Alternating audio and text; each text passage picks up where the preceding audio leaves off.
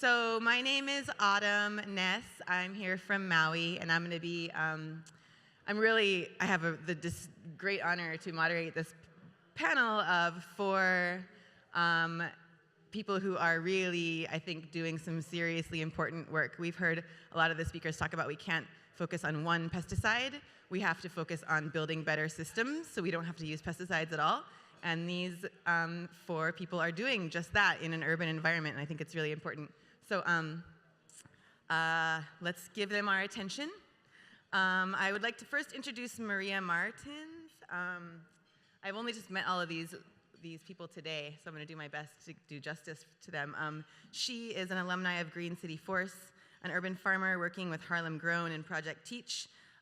She's working at a school garden right now in South Bronx, and we'll start working at the Dream Charter School pretty soon on a rooftop garden. Super important work, and I'm going to let the other three introduce themselves in the interest of time as we go forward so we can get as much out of these people as possible. Okay, Jess, would you like to start for us? Sure. A little introduction. So we actually just want to start by asking everyone to please take a deep breath. And you can let it out, just exhale. And we just want to ask you to root yourselves into the ground. We want to root ourselves into the ground. We would like to acknowledge that we are on stolen land. We want to acknowledge the people who have stewarded this land.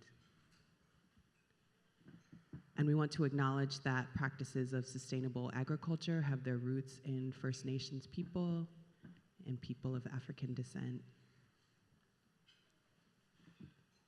And we want this panel to be a space for those who are marginalized in the farming and agricultural fields, and to acknowledge the labor of those workers.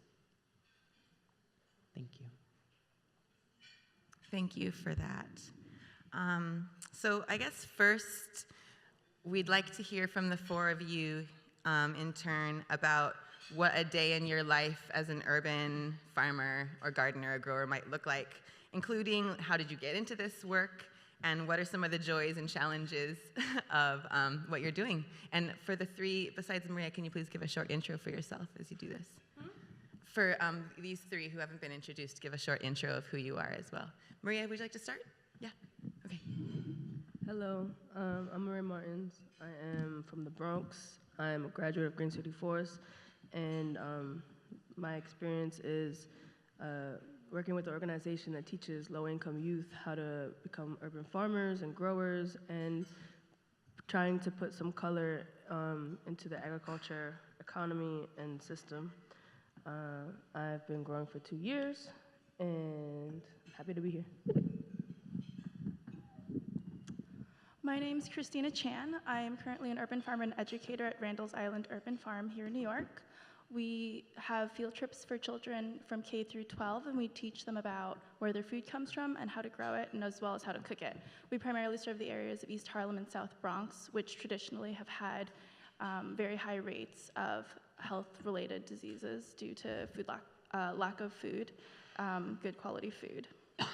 I started because I was interested in stewarding the land and caring for the soil and the earth. And from there, I took on roles of community engagement and connecting back to culture through food. My name is Jess Turner. I am an herbalist, grower, urban farmer. I live in Harlem, and I got started with working with the land after maybe 5 years or so of doing organizing work and just like getting really burnt out. And kind of wanting to go back to my roots. I have farmers on, both sides of my family. Grew up in a place that's pretty rural. Grew up playing outside in the woods, things like that. And in the work that I do here in the city, I work with young people, helping teach them how to grow food, identify medicinal plants that we typically call weeds. And just understand themselves as part of a living ecosystem, although they live in a city. Hi, everyone. My My name is Gabriella Rodriguez, and I'm here representing Harlem Grown. I'm our communications and outreach coordinator. So Harlem Grown, we're a youth development nonprofit. We operate across 11 different ag sites. So 4 of those are with school partnerships. So we teach cooking and garden curriculum in schools during academic hours. So it's part of a kind of normal day for kids in the schools that we work in.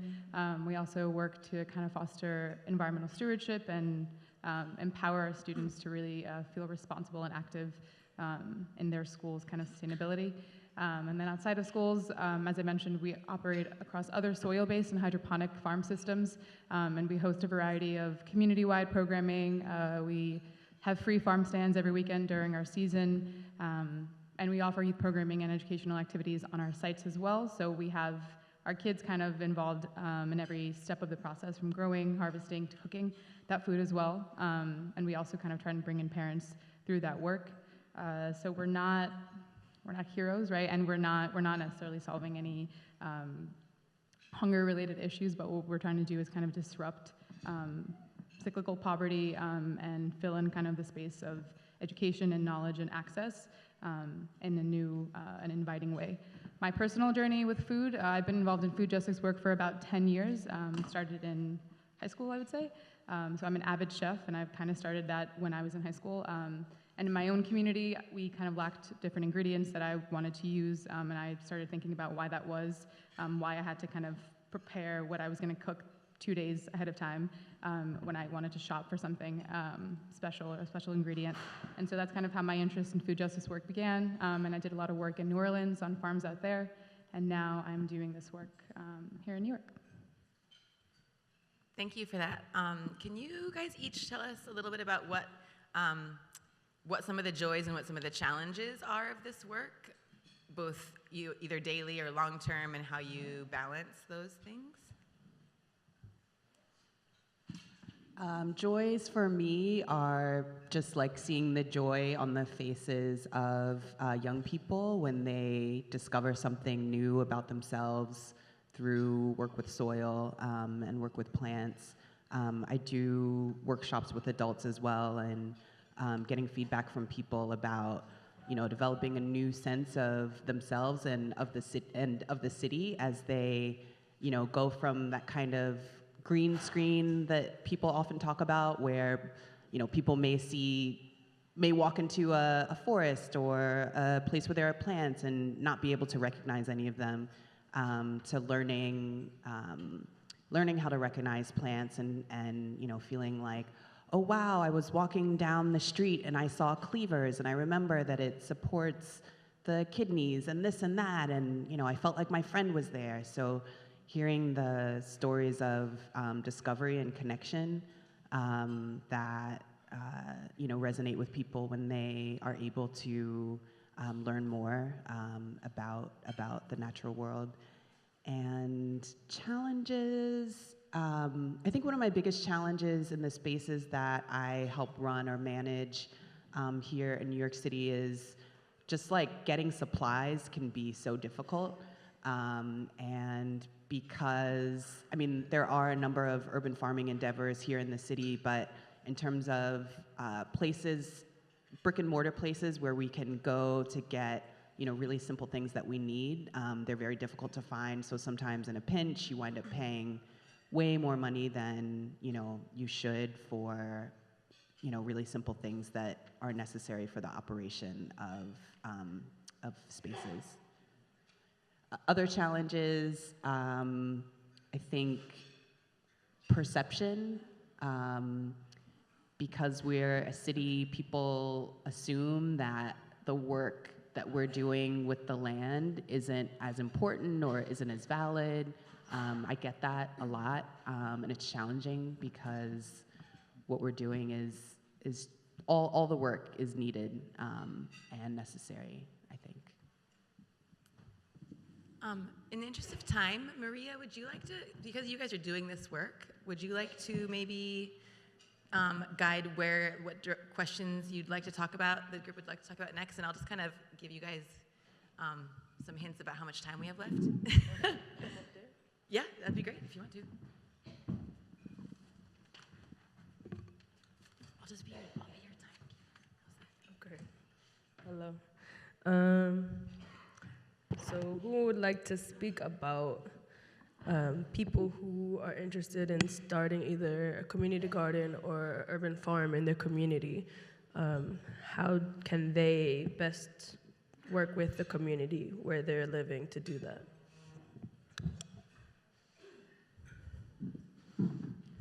I guess I can start with this one. If you're interested in starting a farm or a community garden, I would say talk to your neighbors. That's the first thing you should do. Try to get a wide variety of voices heard. And first find out if that's what they actually want. Maybe they don't want that, maybe they want a playground instead.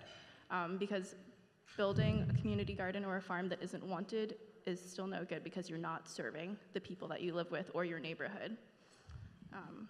You also want to make sure that the things you're planting are also appropriate for your neighborhood. You have to stop and think about, are you choosing things to plant because they're the things that you like? And then you assume that's either what everyone else also likes. And you have to be careful of not falling into the trap of assuming you know what's best for everyone else. Because it's easy to think that because certain groups may not have had access to good quality food that they don't know what that looks like. But everybody knows. And we have to let people make those decisions for themselves. So I think active listening is really the first step to starting your own garden.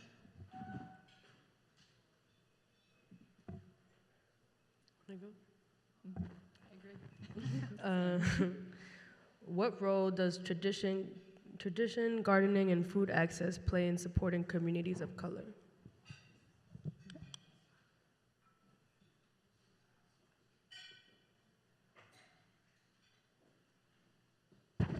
Well, I can start with that. I think in communities of color, especially in New York, the idea of gardening or farming as a job isn't very well supported or thought about, especially being able to live off of it. I think especially for me, a struggle or something I see is that people want fresh vegetables, but there's not a lot of organizations that will pay a living wage or just put people of color in the position to make the decisions and, I don't know, grow for their community.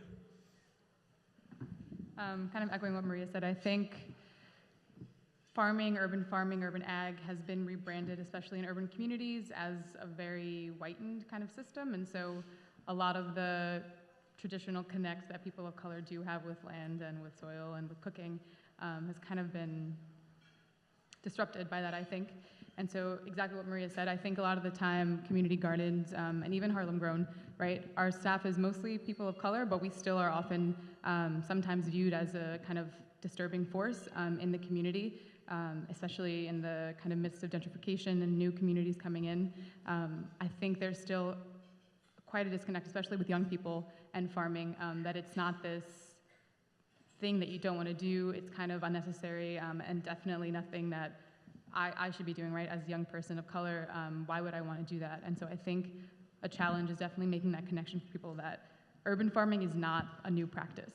Communities of color, specifically in urban spaces, have been using urban farming not under that name, but as sustenance, right? When we had communities like Harlem, which have been redlined, which means that they were federally sanctioned, disinvested communities. They didn't have access to this food, they had to make it for themselves. So people were involved in poultry care and growing their own food way before it was this trendy thing.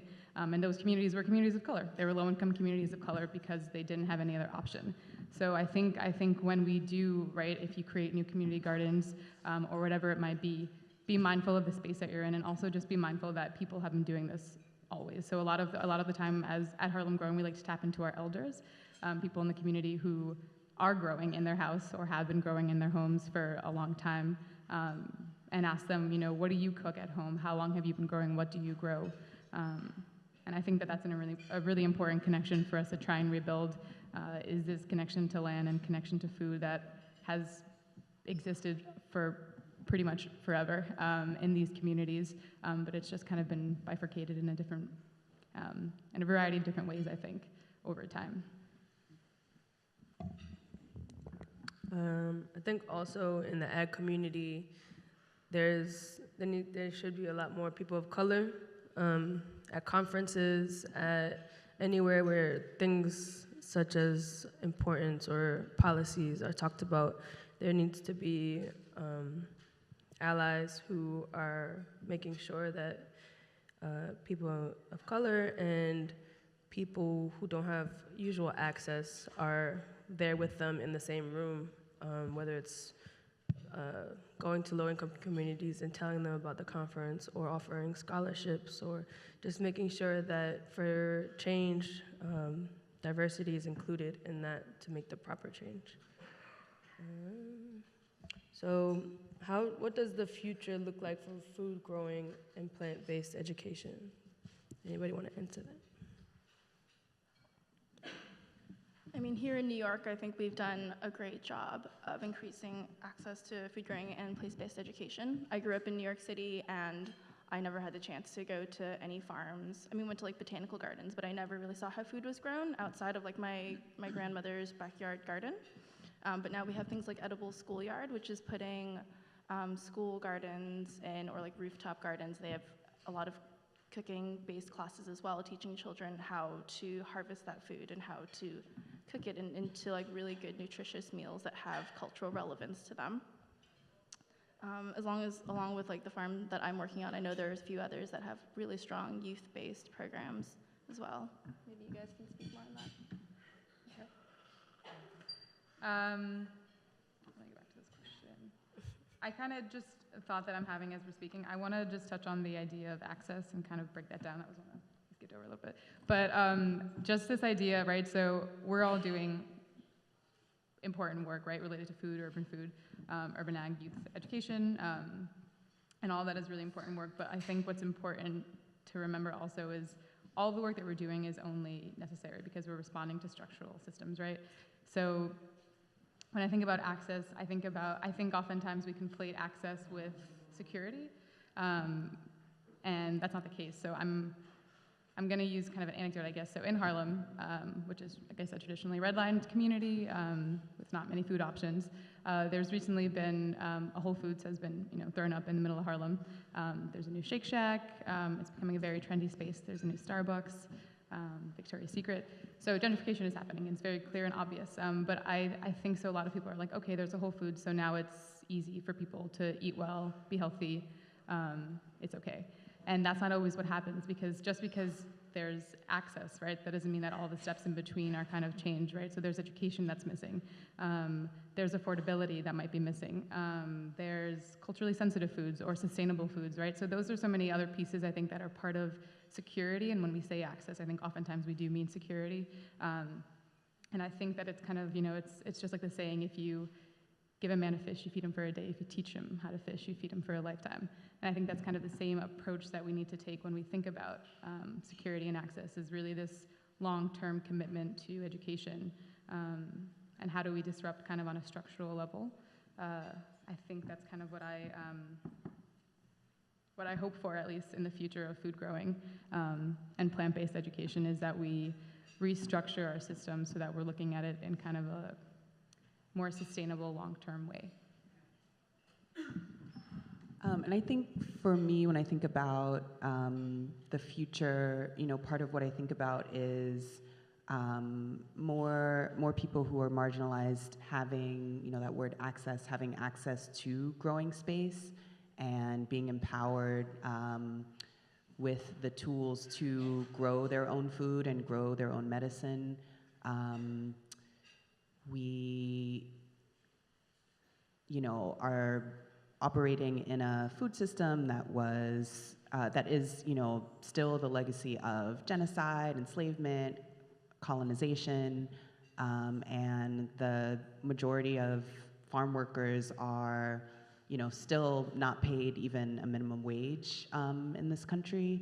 And so when we think about food sovereignty and what does it mean to have control over, what goes into your body, one of the things I really like to teach to the youth who I work with is that, if you learn how to grow your own food and are able to organize with folks in your community to have a space where you can do that, you get to decide, what goes into the ground, what goes on those plants.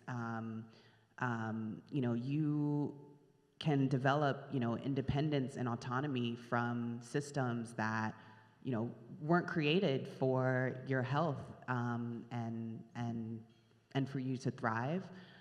So I think that the kind of future that I envision is one in which people can, freely access the wisdom of the earth, freely access the legacies that, folks who are descended from people from Africa, folks who are descended from, people from Latin America, have the freedom to access this cultural heritage of agriculture, of agronomy, and where we're able to, freely engage in growing and medicine making and healing, ourselves and our own communities.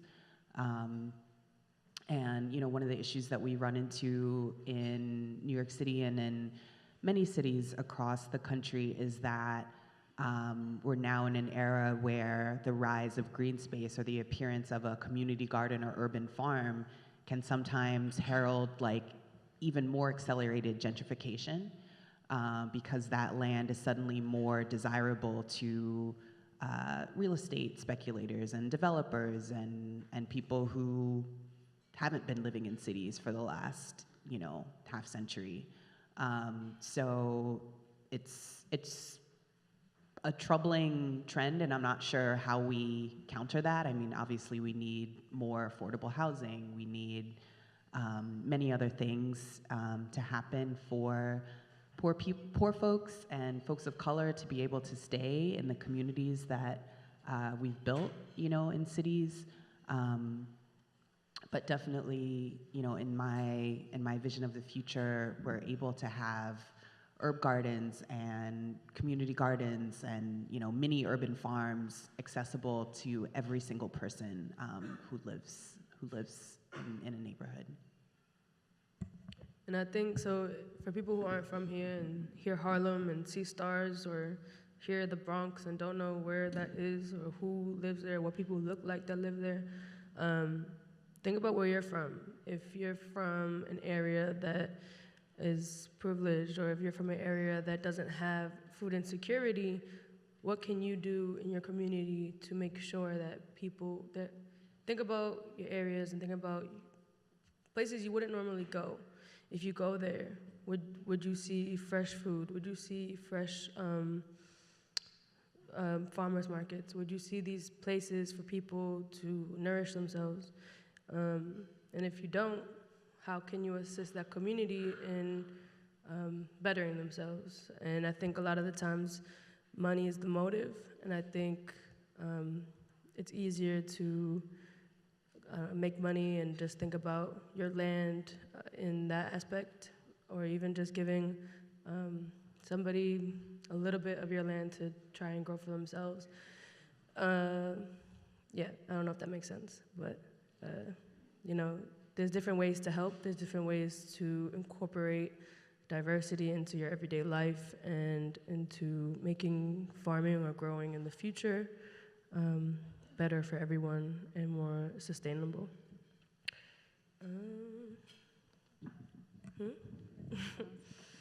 Also, just listening to all this speak, I think something that I also try and keep in mind all the time is, as something that is a huge detriment to food progress, specifically here in New York, but just in the United States, is we're still one of the few, I guess, quote unquote developed countries. Isn't that on? Oh no, sorry, I was gesturing to Maria. Sorry. No, it's fine. We still don't acknowledge food as a human right, so it's still kind of this privilege to eat well. And I think that at the crux of all the work that we're doing, the reason why it's even necessary is because we treat food as this thing that some people should or shouldn't have, or there are different standards of what's helpful, what's sustainable. And there are certain types of food available in certain communities, and much of that is intentional. And I think at the base, we need to reframe the way we view food. And I think once we do that, once we understand that it is a right, it's not something that should be distributed differently to different spaces, I think once we kind of have that settled, right, the rest will kind of follow. And I think that's a huge thing. And again, me thinking back on a more structural level, as a nation, like, right, we need to acknowledge food as a right. That needs to be somewhere in writing, because all the things that happen afterwards, SNAP, or federal assistance programs, none of those are solving anything. None of those are addressing any root issues to food insecurity. They're providing a supplement, a Band-Aid, to kind of the bigger issue, right? So before we do any of those things that make it easier to access food, I think we need to just acknowledge food as something that everyone should inherently have. And once we do that, I think that our programming and the work that we do will just be easier. It'll just be easier, and I think people will feel more responsible and obligated, right, to participate in things that make that true.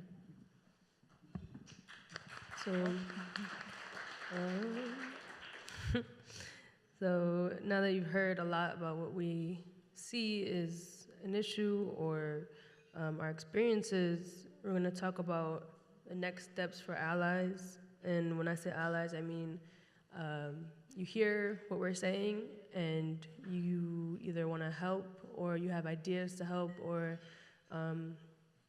mostly you want to assist not just people on stage, but communities that are in your area and people of color, and you want to help them. So we're going to talk about different things that you can do. So who would like to start? What are the next steps for an ally? Where do we go from here? I think about resource redistribution. We live in a system where certain people arbitrarily have more or a lot or excess, and other people arbitrarily have nothing. And resources are distributed mainly based upon race, gender, class, whether or not someone has citizenship, different things like that.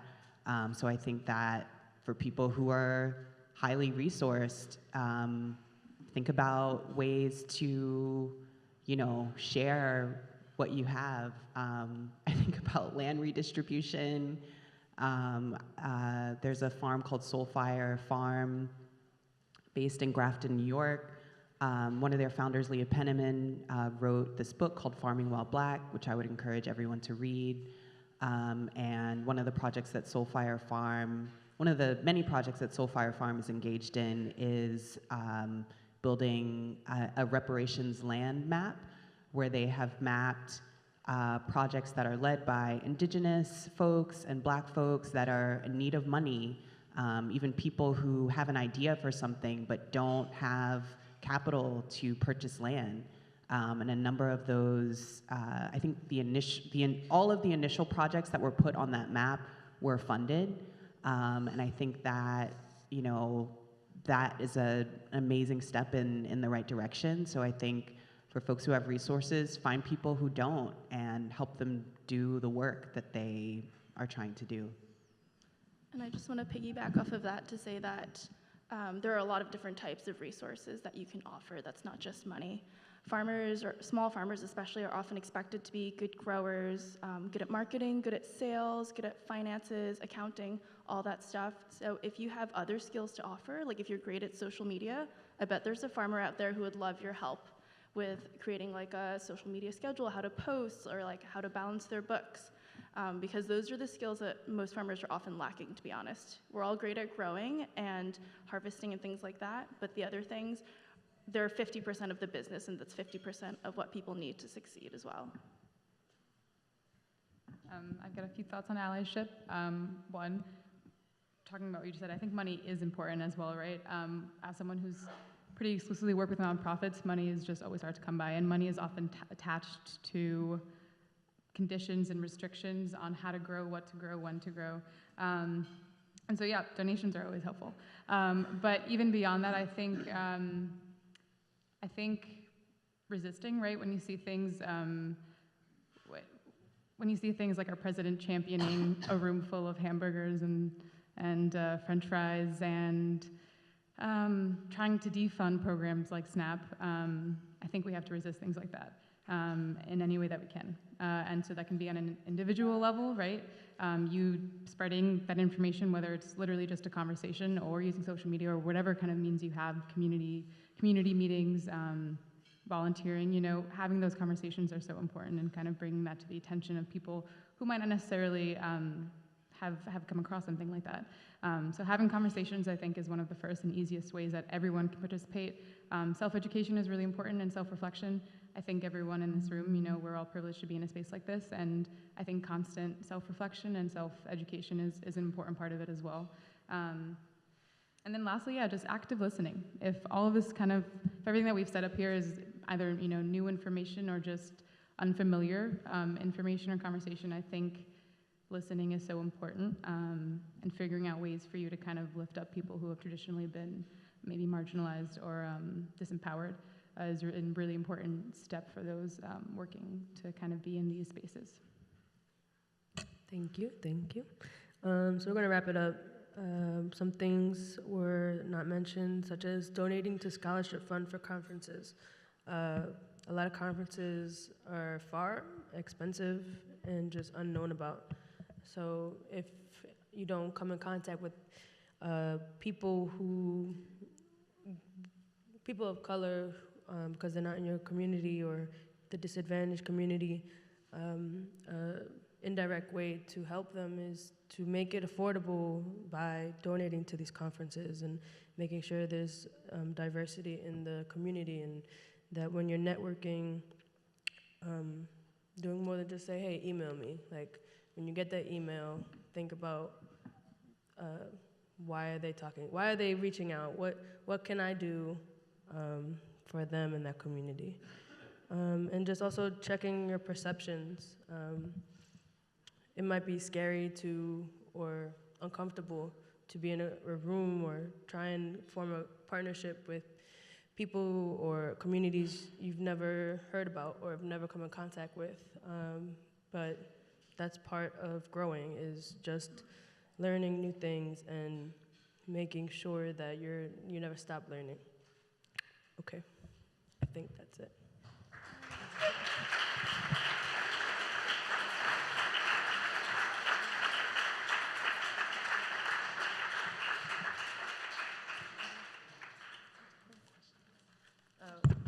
I don't know if y'all want questions. I was told no, but if y'all got questions, raise your hand.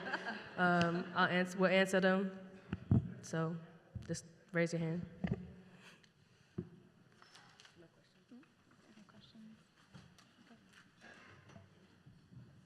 Thank you so much for that. I learned a lot personally. I was also told to remind the room that when you go to the movie tonight, your name badge is your ticket.